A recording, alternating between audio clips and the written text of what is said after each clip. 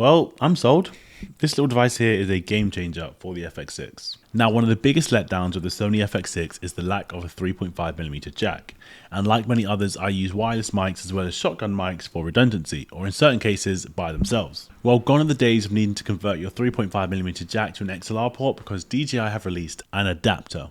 So this little adapter right here is something that plugs directly into the hot shoe mount on your FX6, goes into the handle so you don't need any cables at all, working in a very similar way to the Sony ECM W3s. So with the DJI wireless mic 2s, you would get the receiver, slide the adapter directly into the receiver, just in the back, so it becomes one device.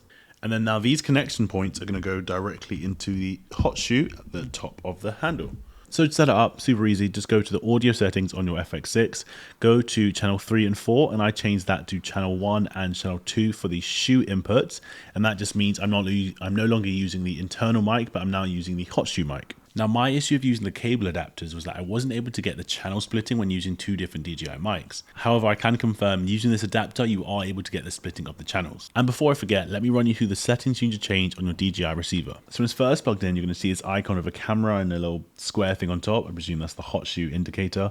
I'm just going to press confirm. Then from there, what you need to change in the receiver settings, so you swipe down from the top, receiver settings, and then first thing I'm going to change, if it's not there already, is going to stereo. Now this just allows you to split the channels, because if you don't turn it on, you can still record audio from both mics, but they're not going to be split onto different channels, so they're going to be very hard to separate. And that's all there is. Now you have the ability to split the audios. So with all of that in mind, this is definitely something that's going to live in my camera bag.